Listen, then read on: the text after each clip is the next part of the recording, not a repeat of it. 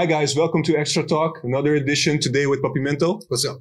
What's up, man? How you doing? I'm good. How are you? Great. Excited? Yeah, man. Why? Football's almost happening. Yeah, exactly. It's been a long time. Yeah, it's like a long time. Too long. I think we stopped playing in the mid-March, so it's almost 5 months. 5 months now before we start playing the league. It's 6 months. I've never been so excited for friendly matches.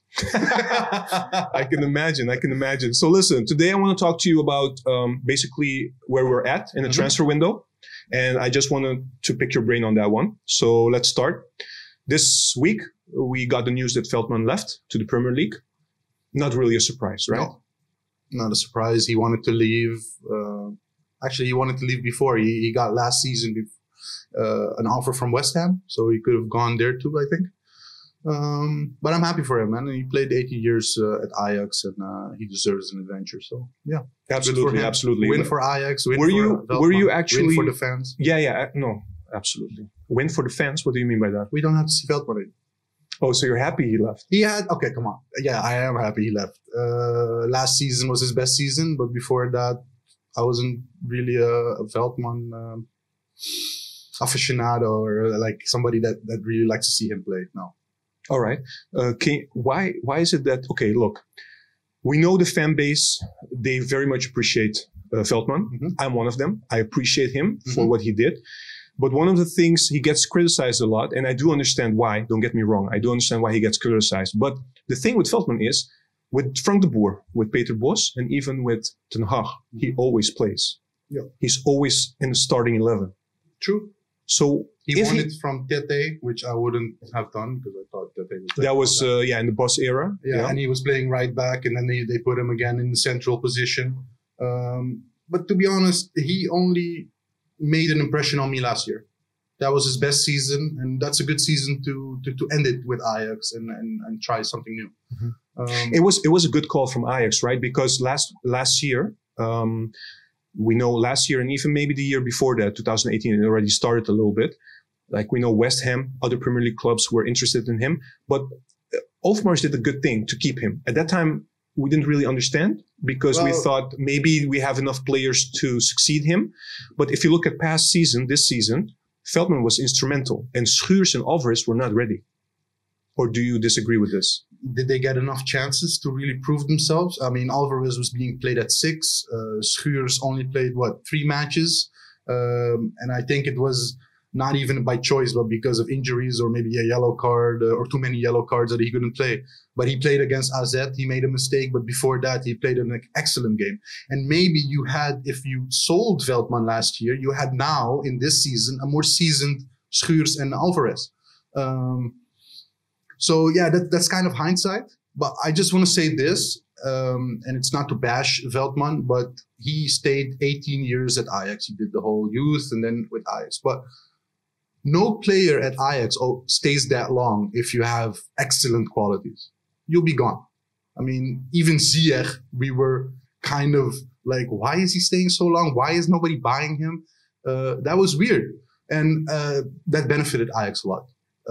Keeping the team together and yeah, look, I'm not saying he's individual, he stands out individually, you know, that's not what I'm saying. The thing that I'm trying to say is that he's a very, very important squad player because with Veltman, we reached the final of the Europa League, and also the semifinals of the Champions League. And he played in those games.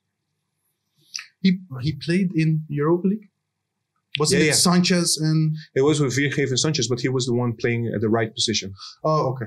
Okay. So, look, under Bos, under Bos, it's different because under Bos, they were pressuring within 5 seconds getting the ball. So there was less pressure on the back end to really perform. They were getting the ball on the midfield or in the front, and they could really switch really quick to the counter. Yeah. So, yeah, I'm not going to give that to Veltman. I'm sorry. No. Klaassen was even there.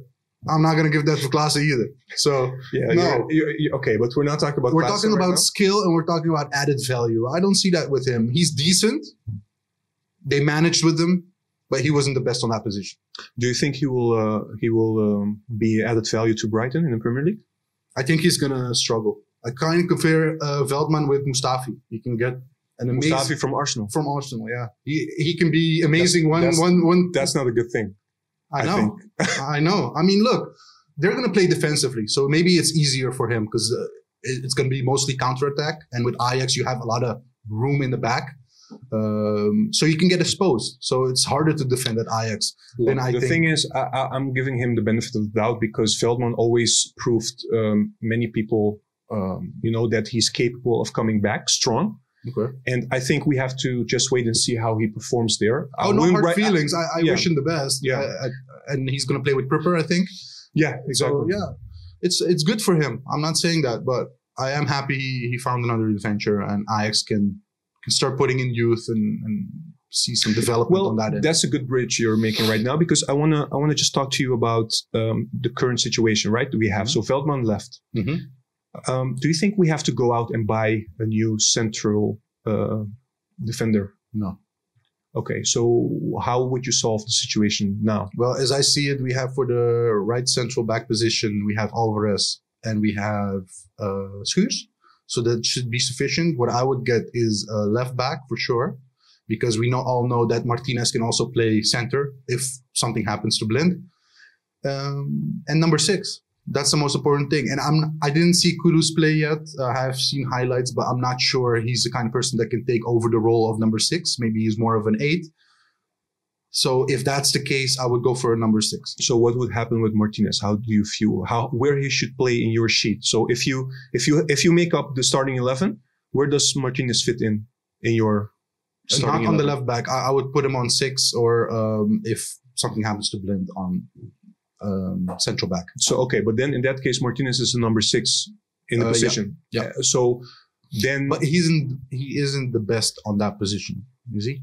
The best in what way? I mean, I like a player like Schuurs on the number 6 position that can pass the ball, give direct passes to the front, speed up the game with his passes, be creative, open the sides with his crossings.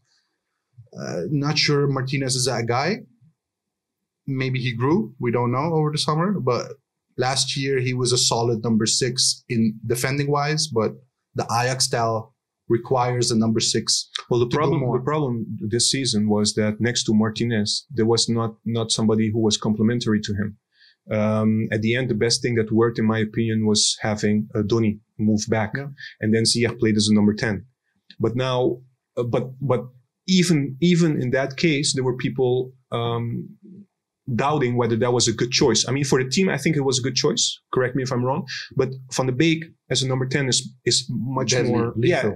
He is very special quality as a number 10. Exactly. And when he plays a number 8 role, it's a bit less.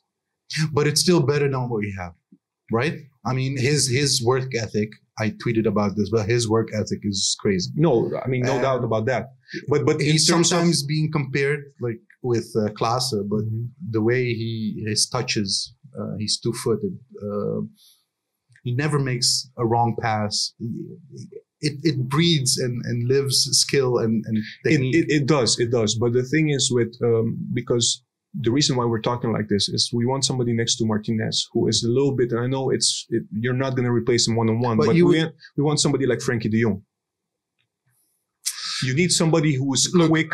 Frenkie de Jong you will never get because that's world class. That's what I said. Yeah, that's world class. But if you have Martinez, Kudus, and Antony van de Beek on 10, shouldn't that be sufficient? Well, the problem there is that I believe Kudus is left-footed and Martinez is left-footed as well. So then you have 2 left-footed players in the midfield playing as number 6 and 8, and then you have Donny in front of that. You could play like that, but I don't know if Ten Hag wants to play like this. I mean, we have to wait and see. I mean, there are a lot of options. Also, we're talking about Kudus fitting right in. We also don't know if he's going to fit right in. Maybe he needs a bit of time to adapt. True. But we have a lot of look. You can even put. I like Donny on 10. That's my problem. Because you could put Donny next to Martinez and maybe Promes as a number 10 and then Antony Neres on the sides. You could do that because I already heard that Antony is doing crazy stuff on the training ground. So he might start at the beginning of the season. All right. Coming back. So the situation as it is right now, the only player you would get or type of player you would get is a left back.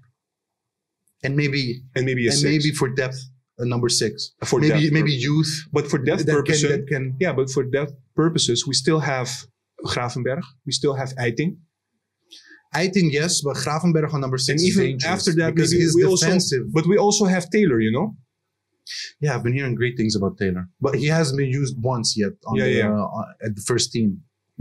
Univar did get his chance and Gravenberch got his chance, but I didn't see Taylor yet in the first team. So why is that? If he's really that great, shouldn't he already got his chance? But maybe with the friendly matches, we'll see him. So yeah, all right. Somebody to really look at. All right.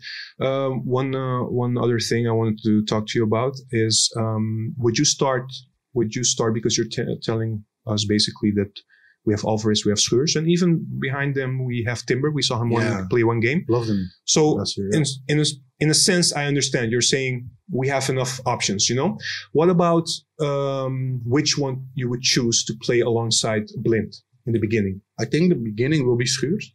Yeah, over Alvarez. Over Alvarez, but if Schuurs doesn't take his chances and makes his mistakes that he made last year too, I think Alvarez will take that position. All right, clear. And then one more other question I want to ask you is there's a lot of also discussions about Tadic probably maybe playing as a number 10 if Donny van de Beek leaves. Do you see that as a valid option, or you think no, actually the best position for Tadic is as a false number 9? False number 9. Just because I like the way he comes out of the number 9 position, and with a player like Promes on 10, for instance, of Donny, they really go in. So yeah, but I'm talking if Donny leaves, right? So you don't have that anymore. No, but then you have Promes. So you would still that kind of player. So you would put Promes as a number 10. Yeah. Okay. Yeah, because you still have Antony and Neres, so I don't see them as a number 10. I don't even know if Antony is capable of playing number 10. If that's the case, put him on number 10. Let Promes be on the sides as a winger. All right, clear. That's it basically for today. Okay. We have to wait and see what will happen. You know, we're excited, man. Yeah, no, of course we're excited. Come on, man. But honestly, I am nervous. I don't know if you're nervous, but I'm a bit nervous because we just started this week. The transfer window will open officially. And basically, we have 2 months. Yeah, I wanted to say something about that. That's my final thing I wanted to say. Maybe I should already buy now. Or they're not certain that Tagliafico and Donny will leave. But I would rather have players that you can already have in the preseason, that train with the team, that don't come in later and still need time to adjust. Because we all know that it takes time to adjust at Ajax. But it's hard to do that because you can also gamble on that and it might turn out wrong. You're not going to gamble on a left back position. You're going to need a backup. No, but we discussed this already. The left back is something we need, despite the fact whether somebody's leaving. Still didn't buy anything. No, that's true. That's true. But apart from that, you would go and buy a goalkeeper? Because we don't know if Onana is leaving, yes or no. Who is our second goalkeeper? And do you think he's capable enough if Onana... Oh, yes. They bought already a keeper. No, that's sufficient. Sorry, I forgot about Stekelenburg. But no, that's sufficient as a second goalkeeper. And if Onana leaves, he can be first. Okay, but then we cannot start buying except for the left back position. We left back and maybe adding depth. And I'm talking depth in the number 6 position on the midfield. But one more thing. If you add depth, if you go and buy out players to add to depth, then you also have to be careful. Because let's be honest, if you're buying depth players, then they're not good enough to be the starting player. But then at the same time, they might also hamper the chances of the youth players that are behind them. So that's a tricky one.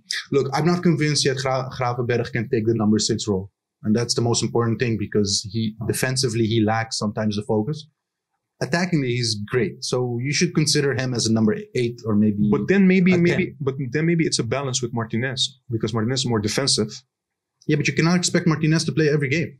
And you cannot expect Tagliafico to play every game. So you're going to have some depth in the squad if you want to achieve good results in the Champions League again or Europa League or win the league again and the Dutch Cup. Enough games to go. All right, clear. Thank you so much again. Thanks, buddy. Guys, thank you for watching and see you next time.